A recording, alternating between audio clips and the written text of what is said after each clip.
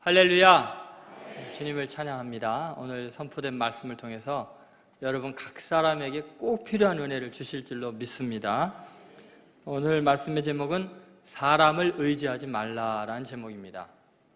과테말라의 대통령 중에서 알폰소라는 대통령이 있었습니다. 이 사람은 자기의 신변 안전에 각별히 신경을 많이 쓴 사람이었습니다.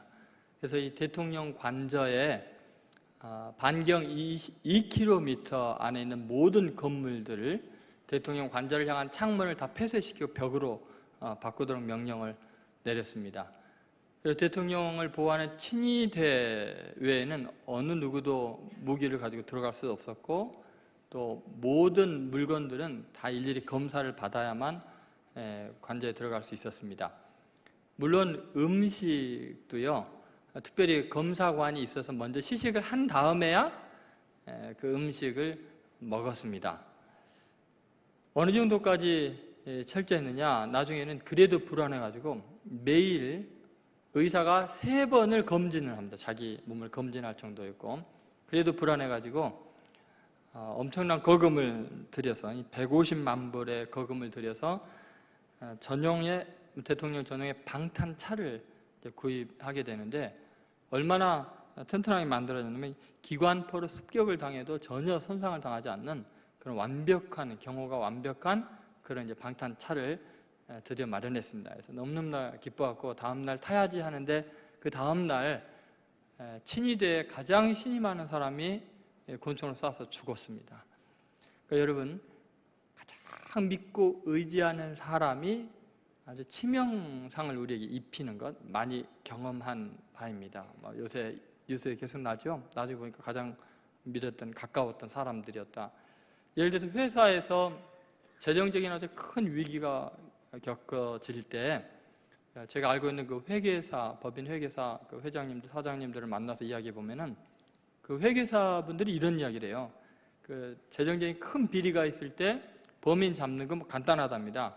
회장님과 사장님께 이렇게 물어본대요. 가장 신이 많은 직원이 누굽니까? 가장 믿을 만한 사람이 누굽니까? 이 사람은 모든 것을 다 알고 있고 30년, 40년을 나랑 같이 일했기 때문에 정말 믿을 사람이니까 이 사람한테 물어보면 다 설명이 될 겁니다. 그 사람을 범인으로 생각하고 조사를 한답니다. 거의 90%가 그 사람이 범인이라는 거예요. 왜냐하면 모든 걸 알고 가장 신임을 하고 있기 때문에 그 완벽한 범죄를 꿈꾸게 된다는 거죠. 일을 저지른다는 겁니다. 그러면서 하는 말이, 인간은 누구도 믿을 만한 대상이 안 된다. 회계사 분들이 저한테 하는 말이었습니다. 여러분, 우리 인생에서 사람에게 은혜를 베풀면 그 사람이 내게 은혜를 베풀 거라 생각해서도 안 됩니다. 내가 의지하는 사람이 어떤 사람이든지 인간은 연약한 존재이고 죄인이라는 것을 잊지 않아야 됩니다. 성경은 곳곳에서 사람을 의지하지 말고 사람을 불쌍히 여기고 사람에게 은혜 베풀 생각을 해야지, 은혜 받을 생각은 아예 하지 말라는 거예요. 여러분, 왜 마음의 상처를 받고 힘듭니까? 대부분의 이유가 사람 의지에서 그런 거죠. 오늘 말씀에 이 요셉을 통해서 하나님께서 우리에게 주신 말씀, 첫 번째는 사람의 은혜를 의지하지 말라는 것입니다. 따라하시기 바랍니다. 사람의 은혜를 의지하지 말라. 여러분, 사람은 구원받아야 되는 대상이지 구원자가 아닙니다. 사람의 은혜로 구원받을 생각을 아예 하지 말아야 됩니다. 요셉이요, 이 술 맡은 관원장의 꿈을 잘 해석하고 나니까 이 사람이 이제 잘 앞날이 열리고 길이 잘 열리는 걸 생각하고서 그 사람을 의지해서 이 감옥에서 나갈 생각을 하게 됩니다. 그랬는데 뜻대로 되지가 않습니다. 오히려 그 사람은 요셉을 완전히 잊어버렸던 그런 이제 아픔을 주게 됩니다. 여러분, 요셉이 가만히 보니까요, 감옥 안에서 슬픈 기색도 없고 열심히 남을 돕고 일했는데, 그렇게 일할 때요, 감옥이 내가 있을 곳이구나, 이게 참 좋구나, 그렇게 생각해서 일한 게 아니었어요. 사실은 감옥에서 나갈 날을 기대하고 있었던 거죠. 그 사실을 우리가 잘 알 수 있는 것이 이제 14절과 15절 말씀입니다. 14절, 15절 같이 한번 읽어보겠습니다. 시작. 당신이 잘 되시거든 나를 생각하고 내게 은혜를 베풀어서 내 사정을 바로에게 아뢰어 이 집에서 나를 건져 주소서. 나는 히브리 땅에서 끌려온 자여 여기서도 옥에 갇힐 일은 행하지 아니하였나이다. 여러분, 요셉의 이 말을 보면은 옥에 갇혀 있을 생각하고 있는 거 아니죠. 요셉은 나가기를 간절히 원하고 있는데 어떻게 나가느냐? 자기가 잘 돌봐준 사람이 잘 되어서 그 사람이 자기를 생각해서 은혜를 베풀면 그 땅의 통치자인 바로에게 이야기만 하면 바로가 정의를 실현해서 자기같이 죄 없는 불쌍한 사람, 히브리 사람을 구원할 거라고 착각을 하고 있는 거죠. 여러분, 요셉이 지금 이 술 맡은 관원장에게 부탁하지 않았다면 요셉은 구원 못 받을까요? 괜히 쓸데없는 부탁을 한 것입니다. 여러분, 사람은요, 내가 은혜 베푼 것만큼, 내가 생각해 준 것만큼 그 사람이 나를 생각하거나 은혜를 베푼다고 생각해서는 안 됩니다. 인간은요, 자기 앞가름하기도 다들 바빠요. 내가 생각한 것만큼 나를 생각해 주는 사람 많지가 않습니다. 그래서 늘 사람의 은혜를 의지하게 되면 마음의 상처를 받게 돼 있습니다. 여러분, 왜 이런 쓸데없는 소리를 했을까요? 요셉이 도대체 술 맡은 관원장이 일이 잘 되는 걸 보고 그 사람을 의지하려고 애를 쓴 이유가 뭘까요?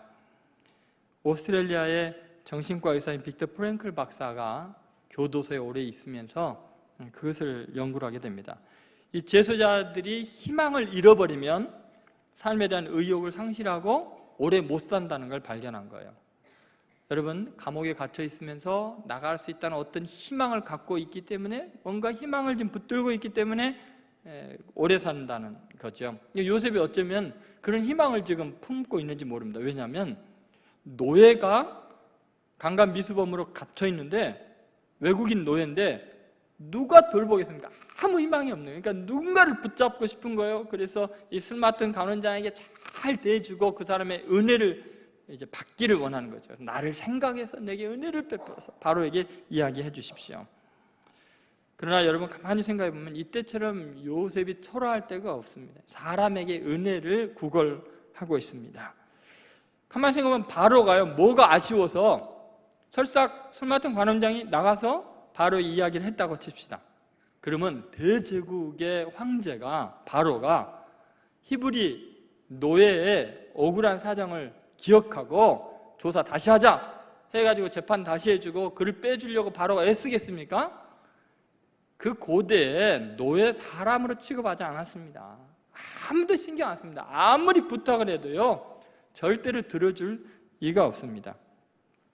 여러분, 이렇게 부탁을 하는 바람에 요셉은 감옥 안에서 2년의 세월을 지옥같이 보내게 됩니다. 그래서 41장 1절에 보면 만 2년 후에 이렇게 나옵니다. 이게 부탁한 다음에 바로 다음 장면이 2년이 지나버린 거예요.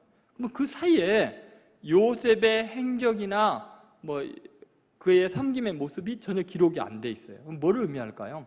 요셉은요, 이 술 맡은 관원장이 나간 다음부터 그 사람을 의지한 거예요. 사람의 은혜를 의지하니라고 제대로 지금 손에 일이 잡히지가 않는 거예요. 누가 문소리만 나도 혹시 자기 면회 온 게 아닐까? 술 맡은 관원장이 바로 이야기해서 나를 꺼내지 않을까?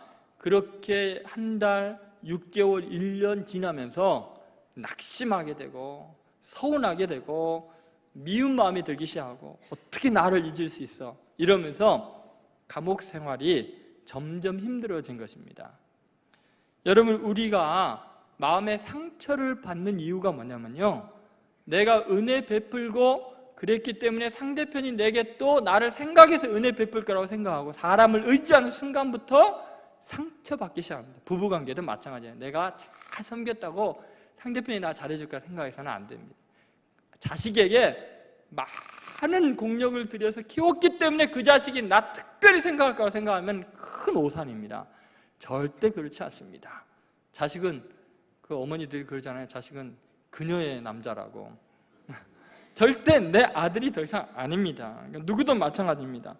여러분, 우리는 하나님 한 분 외에는 은혜를 기대할 존재가 없습니다. 2003년 신문 보도 보니까요, 사담 후세인이 체포된 이유도 마찬가지였습니다. 후세인이 얼마나 신뢰한 사람이었는지 자기 아들들을 다 숨긴 곳이 한 친인척, 최측근이었습니다. 그 대저택의 아들들 다 숨겼거든요. 그런데 바로 이 사람이요, 3천만 달러 포상금을 받으려고 후세인을 넘긴 거예요. 그 당시 2003년도에 우리나라 돈으로 하면 360억 원 정도를 받으려고 후세인을 배반한 거죠. 후세인의 딸들이 요르단에 있을 때 아랍 방송국과 CNN이 인터뷰를 했을 때 그런 말을 합니다.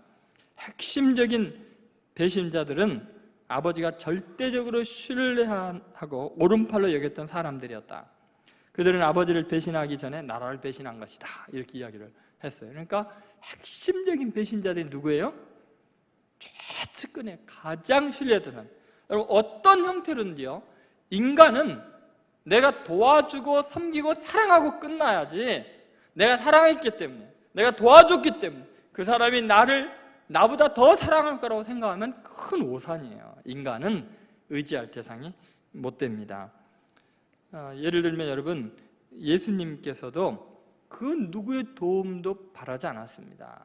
그렇게 사랑했던 제자들이요, 예수님이 겟세마네 동산에서 피땀 흘리면서 기도를 하고 있는데 정말 막 땀방울이 핏방울 같이 얼굴에 서늘이 낭자해서 왔는데도 자고 있잖아요. 깨어있으라고 다시 부탁하는데 3번 와서 보는데 다 자고 있었어요. 여러분, 그렇게 사람은 내 심정을 나처럼 이해해 주지 않습니다. 나중에 하나님께 도움을 간구합니다. 이 쓴 잔을 내게서 옮겨 주옵소서. 그런데 결국은 하나님께서 특별한 계획을 갖고 계신 거죠. 하나님의 보관이 있는 거죠. 나중에 헤롯과 빌라도가 내가 너를 놓을 권세도 있고 십자가에 매달 권세도 있다라는 식으로 권세자들이 회유를 하고 그렇게 유혹을 할 때 예수님 뭐라 그러셨어요?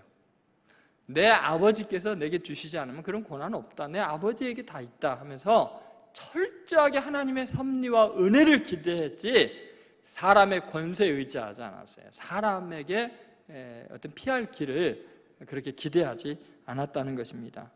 여러분, 오직 하나님 한 분만을 의지하시기 바랍니다. 시편 146편 3절에 보면은 이런 말씀이 있습니다. 귀인들을 의지하지 말며 도울 힘이 없는 인생도 의지하지 말지니. 이것을 세번역 성경은 이렇게 말하고 있습니다. 너희는 힘 있는 고관을 의지하지 말며 구원할 능력이 없는 사람을 의지하지 말아라. 이렇게 이야기합니다. 여러분, 아무리 힘이 있어도 그 고관을 의지해서는 안 된다는 거예요. 바로 의지해서는 안 된다는 거예요. 또 술 맡은 관원장 구원할 힘이 없다는 것입니다. 여러분, 우리는 잊지 않아야 됩니다. 사람은 그냥 내가 도와주고 말 일이고 은혜 베풀고 내가 잊어버리세요. 사람은 나를 도와줄 대상이 아니라 내가 사랑하고 섬기고 끝날 대상들이에요.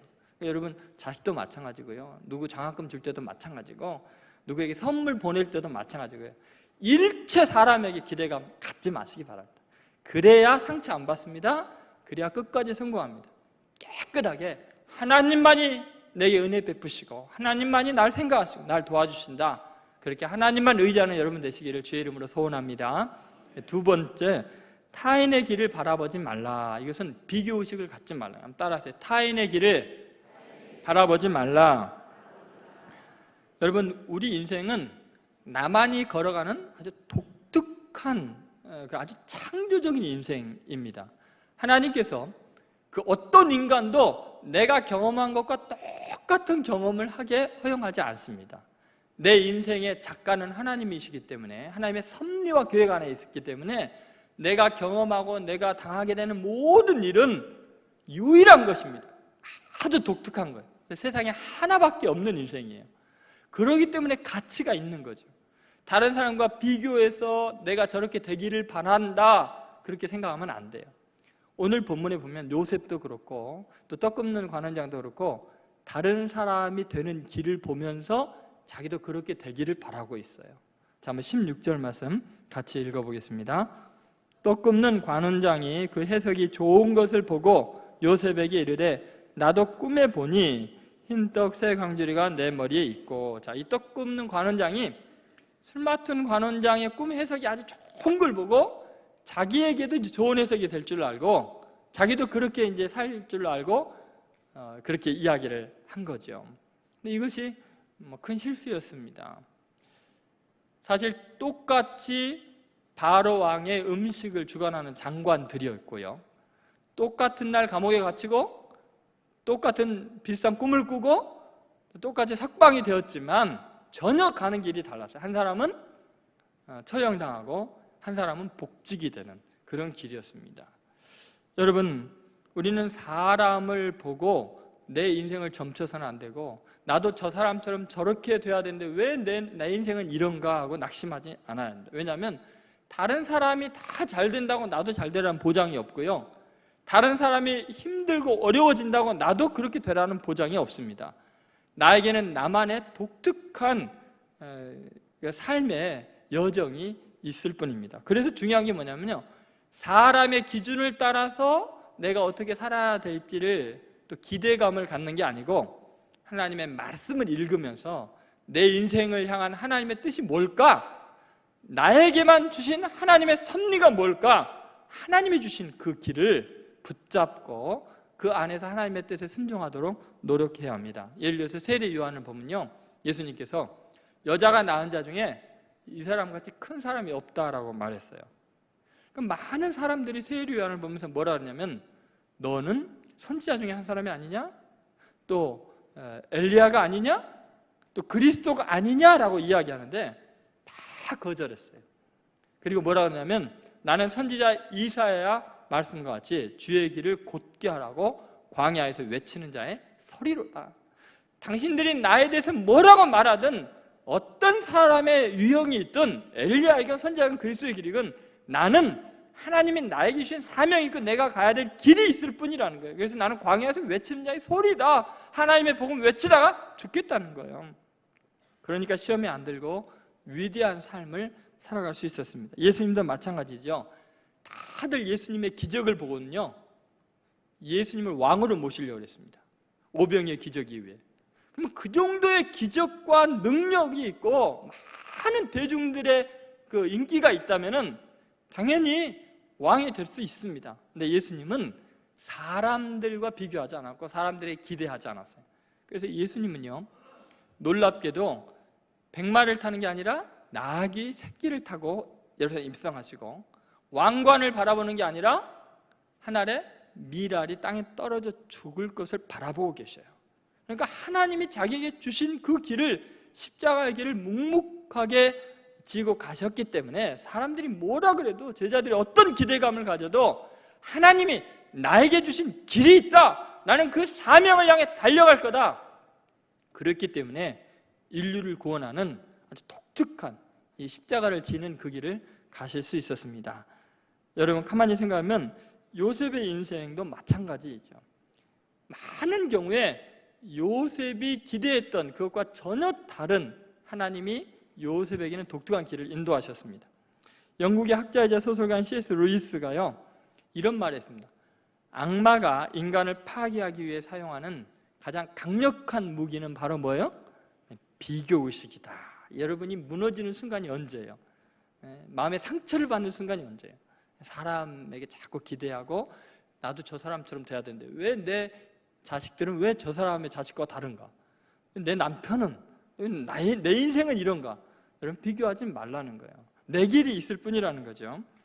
예를 들면 바람과 함께 사라지다를 쓴 마가렛 미첼 여사를 여러분이 잘 아실 거예요. 이분이 원래는 신문사에서 일을 하다가 26살에 발목을 다치게 됩니다. 그래서 더 이상 이 직장 생활을 할 수 없게 되고 치료를 받으면서 병상에서 남북 전쟁을 배경으로 한 그런 소설을 쓰기 시작합니다. 그래서 10년이라는 긴 세월을 통해서 바람과 함께 사라지다는 이 소설을 이제 쓰게 된 거예요. 근데 어느 날 지인으로부터 스테반 빈센트가 남북 전쟁을 소재로 쓴 존 브라운의 시신이라는 소설을 선물 받게 됩니다. 근데 자기 소설 거의 마무리되는 과정에서 이걸 읽다가 충격을 받아요. 도저히 이 사람만큼 잘 쓸 수 없다고 생각이 된 거예요. 그래가지고 낙심해가지고는 자기가 10년 동안 거의 쓴 이 소설을 옷장에다 처박아 놓고 6개월 동안 우울증에 시달립니다. 좌절하고 상심해갖고 아무것도 못하고 사람이 폭삭폭삭 점점 삭어가는 거예요. 그랬더니 한 지인이 그것을 보고서는 이런 이야기를 합니다. 당신 자신을 왜 다른 사람과 비교하십니까? 당신의 성공은 당신의 독특한 삶의 여정 속에 배어있는, 당신에게 갖고 있는 잠재력을 통해서 나타나는 거지 다른 사람과 왜 비교합니까? 당신은 당신의 능력과 최선을 다해서 노력하고 나머지는 다 잊어버렸어요. 그래서 용기를 얻어갖고 다시 옷장에 던져놨던 그것을 꺼내서 다시 쓰기 시작해서 바람과 함께 사회다를 완성하게 된 거예요. 그럼 만약에 그렇게 빈센트와 비교해가지고 이걸 포기했더라면 그 대작이 영원히 세상의 빛을 못 볼 뻔하지 않았습니까? 요셉의 삶도 마찬가지입니다. 자, 요셉이요, 지금 얼마나 비교의식에 사로잡혀 있는지, 술 맡은 관원장이 지금 바로의 명령으로 복직이 되니까 자기도 바로의 은혜를 의지해서 바로의 명령으로 구출되기를 원했던 거예요. 그래서 그렇게 똑같은 이야기를 14절에서 이야기했던 거죠. 그런데 하나님은 요셉이 다른 사람이 가는 여정, 그런 세상의 권력과 힘을 의지해서 구출받는 그런 길 말고요, 요셉만을 위한 독특한 길을 예비해 놓으신 거죠. 그게 뭐냐면은, 다른 사람들은 바로의 은혜로 부탁해갖고 이렇게 나갔을지라도 요셉은 바로에게 부탁을 해서 바로의 은혜로 구원받는 게 아니라 오히려 바로가 요셉의 은혜가 필요하고 요셉의 능력이 필요해서 부탁을 해서 모셔 나오게 하는 것이 하나님의 요셉의 인생을 통한 계획이었다는 거예요. 하나님이 요셉의 인생을 인도할 때는 비굴하고 비참하게 그냥 부탁을 해갖고 어렵게 구원받는 게 아니라 당당하고 영광스럽게 바로가 요셉이 필요해서 요셉을 건져내고 모셔가는 걸 원했지, 나 좀 살려주세요, 제발 도와주세요, 비굴하게 구원받는 거 원하지 않는다. 여러분, 그리스도인의 삶이라는 게 그래요. 너무나 억울한 일을 당한 것 같고 많은 사랑 베풀어도 힘든 일이 있을지라도요, 하나님은 여러분의 인생의 고난 속에 계획이 있으세요. 남과 다른 길이 있어요. 그 영광 가운데 풍성한 데 채워주기를 원하시고 우리가 기대하는 것보다 훨씬 멋진 방법으로 우리 인도하는 거지, 세상 사람들하고 똑같이 그렇게 비굴하게 부탁해서 그렇게 살아가는 인생이 아니에요. 저도 그렇게 살 거고요, 신천교회 성도 여러분들도요, 세상 사람들의 은혜를 기대하지 마세요. 그냥 사랑하고 잊어버리세요. 우리의 구원은 사람에게 있는 게 아니라 누구에게 있어요? 그냥 하나님께 있는 줄로 믿습니다. 그러면 하나님이 내 인생의 주인이니까 최고로 멋진 방법으로 우리를 구원하시고 우리에게 복을 주실 줄로 믿습니다. 세 번째, 사람을 의지하지 말라는 것은 하나님의 섭리를 기대하라는 말씀입니다. 여러분, 인간은 이 망각의 존재입니다. 너무나 쉽게 잊어버립니다. 술 맡은 관원장이 요셉을 전혀 기억하지 못합니다. 자, 23절 말씀 같이 읽어보겠습니다. 술 맡은 관원장이 요셉을 기억하지 못하고 그를 잊었더라. 아니, 그렇게 부탁을 했는데, 감옥에서 그렇게 잘해줬는데 어떻게 요셉을 기억하지 못하고 잊어버렸더라, 이렇게 나올 수 있냐고요. 근데 여러분, 이렇게 술 맡은 관원장이 요셉을 기억하지 못하고 잊어버리는 것이 잘된 일입니까? 잘못된 일입니까? 뭐예요? 잘된 일입니다. 여러분, 다른 사람이 여러분 오랜만에 만났을 때, 특히 내가 은혜 베풀고 사랑했던 사람이 기억 못하고 잊어버리면요, 잘된 일입니까? 잘못한 일입니까? 선한 일이에요? 그 잘된 일입니다. 왜 그럴까요? 내가 은혜 베푸는데 그 사람이 잊어버렸다는 것은 보답을 못한다는 거거든요. 그건 하나님이 나중에 갚아주도록 하늘에 다 쌓아졌다는 거예요.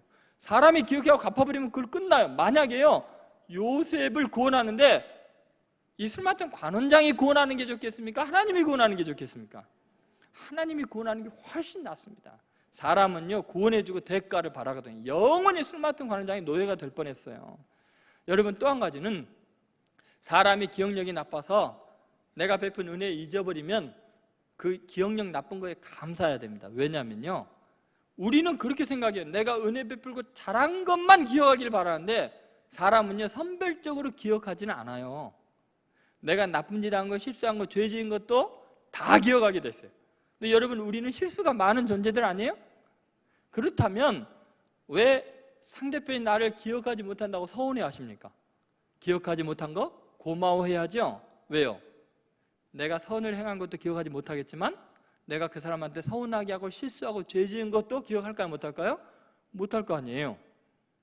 오히려 사람들은 잘못된 건 기억 잘하고요, 은혜 받고 도움 받은 건 잘 잊어버리거든요. 그러니까 기억력이 사람이 없다는 것이 얼마나 고마운 일인지 몰라요. 여러분은 담임 목사 정말 최고로 잘 골랐습니다. 저는 기억력이 워낙 나빠가지고요, 제 아내 이름도 잠깐 다 잊어버리니까. 그러니까 뭐 여러분에 대해서 제가 기억을 오래 못해요. 대신 여러분이 저에 대해서 못된 일 한 것도 다 잊어버려요. 그냥 다음날 만나면 반가워갖고 어쩔 줄 몰라요.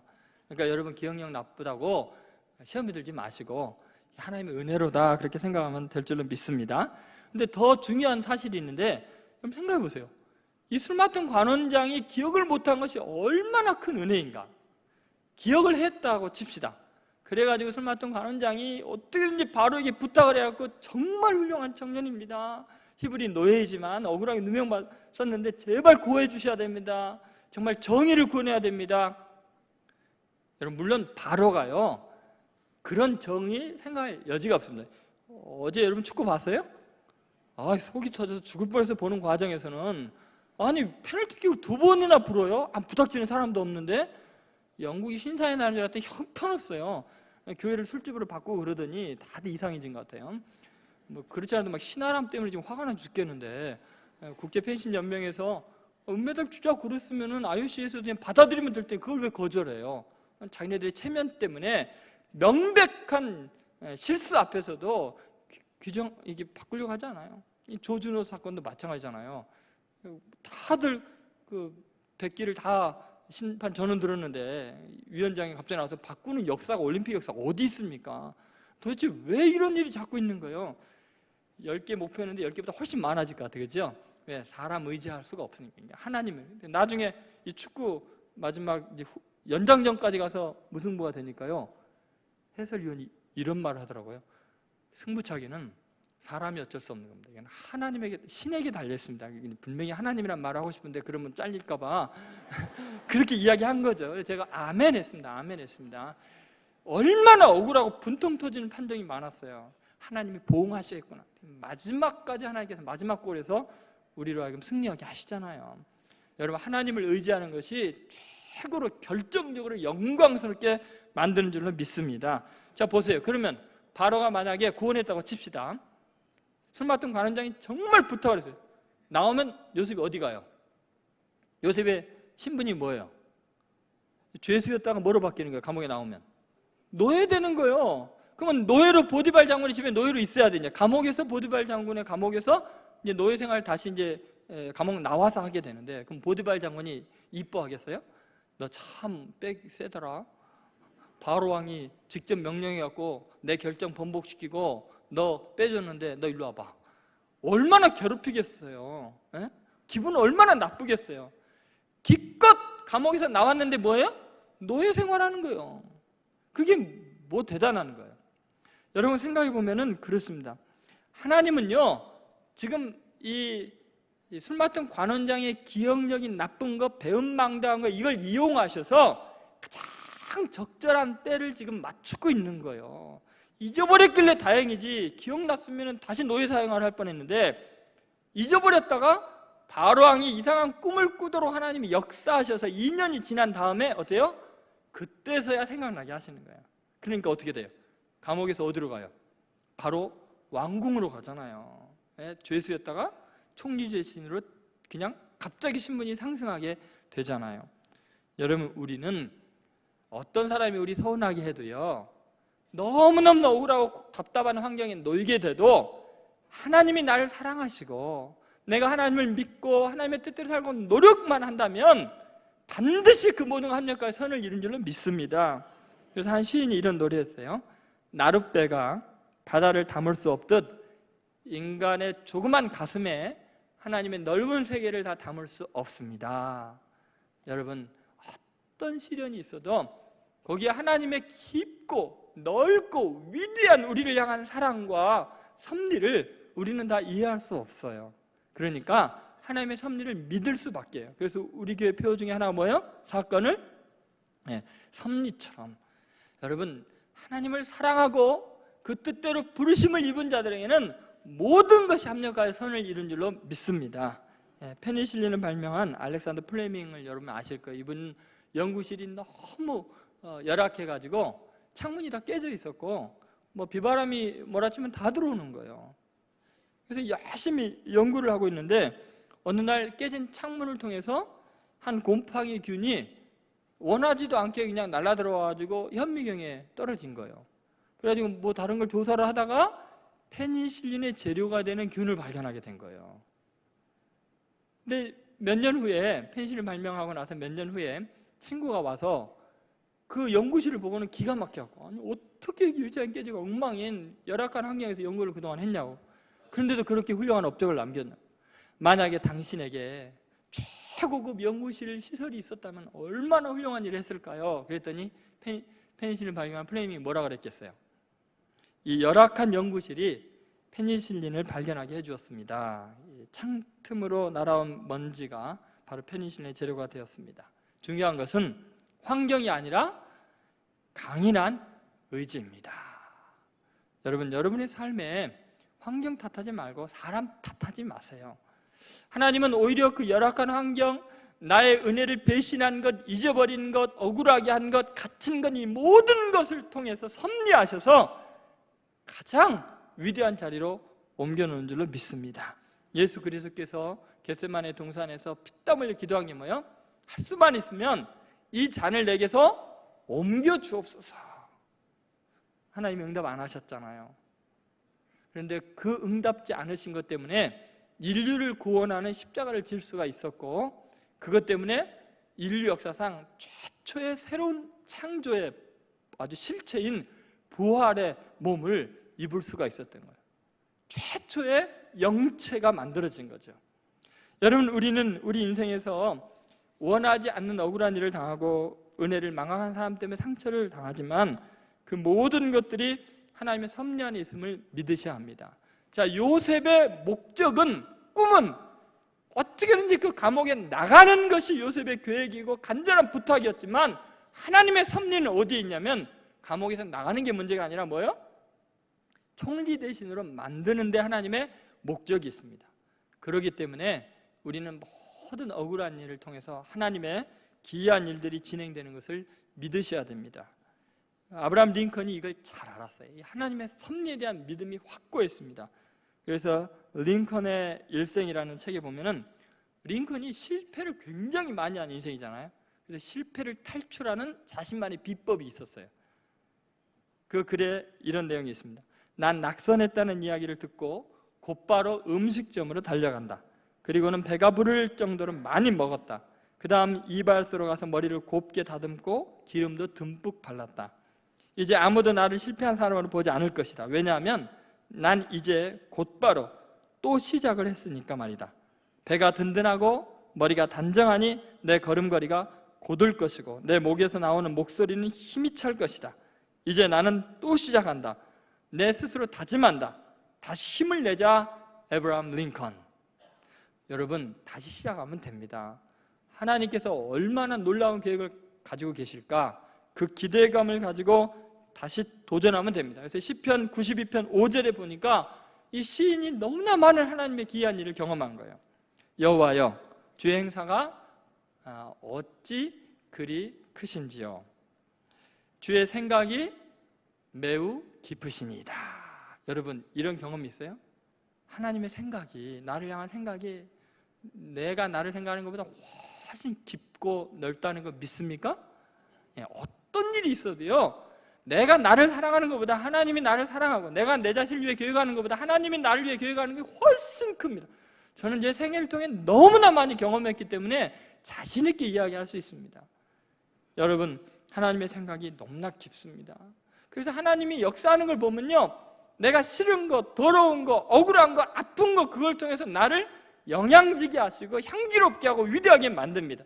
예를 들어서 제가 과수원 같은 데를 가서 보면, 예를 들어서 사과 과수원에 한번 갔을 때 그 사과의 향, 독특한 향과 또 그 달콤함, 그걸 만들어내기 위해서 제 생각에는 사과나무 그 밑에 뿌리에다가 향수를 뿌리고 꿀을 줘야 될 것 같은데 뭐를 줘요? 오물을 주는 거예요. 오물을. 똥오줌을 주면 어떻게 그 냄새 나는 거를. 근데 여러분 참 신기하잖아요. 아니 어떻게 분명히 똥오줌을 주는데 거기에서 사과 향과 그 꿀맛과 시원한 맛이 안 나는 거예요. 이게 하나님의 방법이 그랬다니까요. 그러면 뉴질랜드 갔을 때 뭐 소떼가 푸른 초장이 가득 있는데 같이 가는 목사님, 선교사님이 그런 이야기해요. 자기는 아무리 생각해도 하나님이 이해할 수 없대요. 어떻게 푸른 풀을 소들이 뜯어먹는데 하얀 우유가 나오냐는 거예요. 초록색을 먹는데 왜 하얀 우유가 나오냐. 그래서 저도 이해할 수 없는 하나님이 한 가지 있다고. 저렇게 푸른 초장에서 양떼들이 초록색 풀을 뜯어먹는데 왜 하얀 털이 나오냐고요. 초록색 털이 나와야지. 여러분 하나님이 행하시는 일이 그렇습니다. 우리 그리스도인들의 삶을 통과하게 되면 어떤 시련과 억울함과 배은망덕한 일들도 다 성령의 열매들로 다시 맺어질 줄로 믿습니다. 여러분 안에 내주하시는 성령의 능력이 여러분의 삶을 위대하게 만들 것이고 하나님께서 여러분의 삶에 복의 복을 내리셔서 섭리하시면 하나님을 사랑하고 하나님께 기도로 매달리고 하나님을 끝까지 신뢰하는 사람의 삶을 가장 위대하고 멋지게 인도해 주실 줄로 믿습니다. 사람을 더 이상 의지하지 마시고 이 살아계신 하나님, 역사를 움직이시고 천지를 창조하신 하나님을 나의 아버지로 고백하면서 그분의 은혜 안에서 놀라운 소망을 품고 끝까지 승리하는 여러분 되시기를 주의 이름으로 축원드립니다. 기도하겠습니다.